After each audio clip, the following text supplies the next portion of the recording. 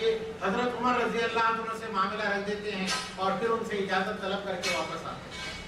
اور وہ 3 صحابہ وہیں سے سامان سفر کیا، واپس مدینہ منورہ آئے، مدینہ منورہ سے واپس روم گئے. حضرت عمر رضی اللہ عنہ نے اجازت دے دی، اپنا امامہ دے دیا اور امامہ دے کر کے کہا کہ یہ نشانی کے طور پہ اس کو دے دیجئے، اور کہا کہ میری لڑکی اس کے نکاح میں دینے کے لیے میں تیار ہوں. اور ایک بات عرض کر دی، آپ اسی وقت گواہی اور شہادت دے دیتے کہ حضرت عمر کی لڑکی ہم آپ کے نکاح میں دیتے ہیں تو میں اس کے لیے راضی تھا. آپ نے وہاں سے یہاں تک آنے کا قصد کیوں کیا اور اتنے دن کیوں ضائع کیے؟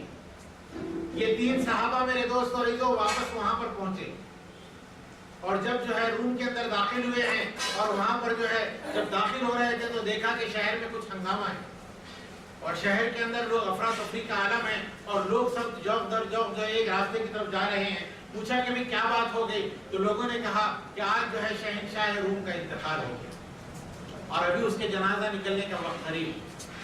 میرے دوست اور عزیزو اس واقعے کو آپ یاد کیجئے کہ معمولی سی جو ہے بد اخلاقی کا نتیجہ، میں اس کو بد اخلاقی بھی نہیں کہوں گا اس لیے کہ یہ عمل سہون ہو گیا تھا. صحابہ نے قصداً بد اخلاقی کبھی نہیں کی، اور اگر صحابہ کی کسی عمل کو آپ کوئی بد اخلاقی کہتا ہے تو میری نگاہ میں اس کا وہ عمل بہت ہی غضبناک عمل، اس لیے کہ یہ عمل سہون ہوا ہے، قصداً نہیں ہوا ہے. تو میرے دوست اور عزیزو یہ وہی جو ہے واقعہ ہے کہ اس کے بعد سے آج تک جو ہے روم کے اندر اسلام داخل نہیں ہوا ہے. اور یہی وہ ویٹیکن ہے کہ جہاں سے پورے دنیا کے اندر جو ہے آج عیسائی جو ہے اسلام کے خلاف سازشیں پیدا کرتے ہیں اور پوری دنیا کے اندر اسلام کے خلاف جو ہے پوری سازشیں اور پورے پلان یہیں سے بنائے جاتے ہیں. ایک معمولی واقعے کی وجہ سے 1400 سال کے بعد تک بھی آج تک روم کے اندر اسلام داخل نہیں ہوا. اس لیے میرے دوست اور عزیزو بد اخلاقی سے بچیے، غلطیوں سے بچیے، صبر کا مظاہرہ کیجیے. اللہ تبارک و تعالی ہم سب کو عمل کی توفیق نصیب فرمائے. وما علینا الا البلاغ. اب جناب مولانا مفتی خالد شاکر صاحب سے ادب گزارش ہے کہ وہ اپنے نام سے پیش کریں. مولانا مفتی خالد شاکر صاحب امام و خطیب مسجد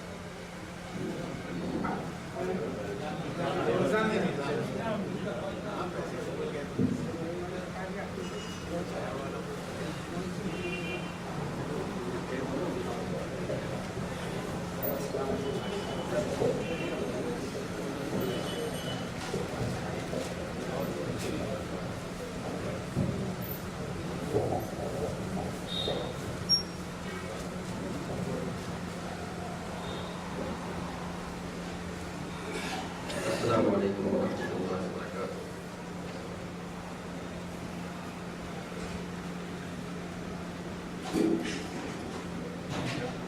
مدینے کا سفر ہے اور میں نم دیدہ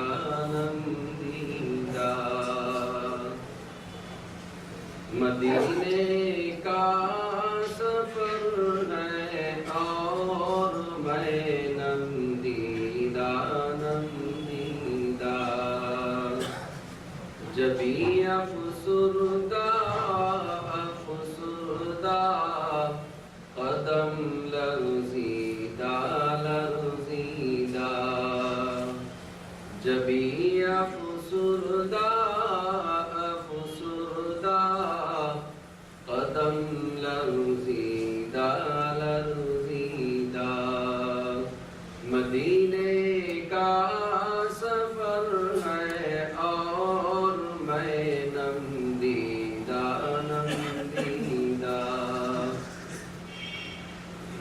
کسی کے ہاتھ نے مجھ کو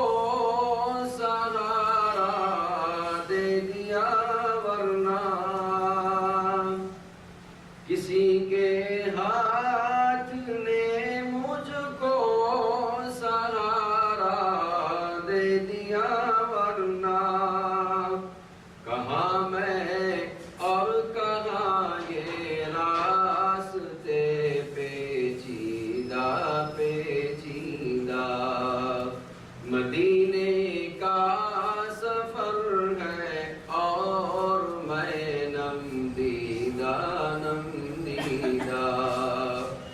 جبھی افسردہ افسردہ قدم لرزیدہ لرزیدہ چلا یوں ایک مجرم کی طرح میں جانب طیبہ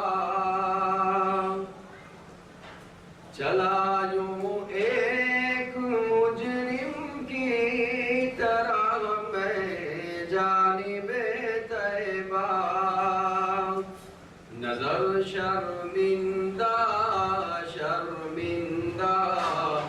بدن لرزیدہ لرزیدہ نظر شرمندہ شرمندہ بدن لرزیدہ لرزیدہ مدینے کا سفر ہے اور میں نم دیدہ نم دیدہ اللہ ہم سب کو وہاں جانا نصیب فرمائے وہاں کی فضا کے باتوں سے بھی شاعر نے لکھا ہے مدینہ جا کے ہم سمجھے تقدس کس کو کہتے ہیں مدینہ جا کے ہم سمجھے تقدس کس کو کہتے ہیں مدینہ جا کے ہم سمجھے تقدس کس کو کہتے ہیں ہوا پاکیزہ پاکیزہ فضا سنجیدہ سنجیدہ ہوا پاکیزہ پاکیزہ فضا سنجیدہ سنجیدہ مدینے کا سفر ہے اور میں نم دیدہ نم دیدہ بصارت کھو گئی لیکن بصیرت تو سلامت ہے بصارت کھو گئی لیکن بصیرت تو سلامت ہے مدینہ ہم نے دیکھا ہے مگر نادیدہ نادیدہ مدینہ ہم نے دیکھا ہے مگر نادیدہ نادیدہ جبھی افسردہ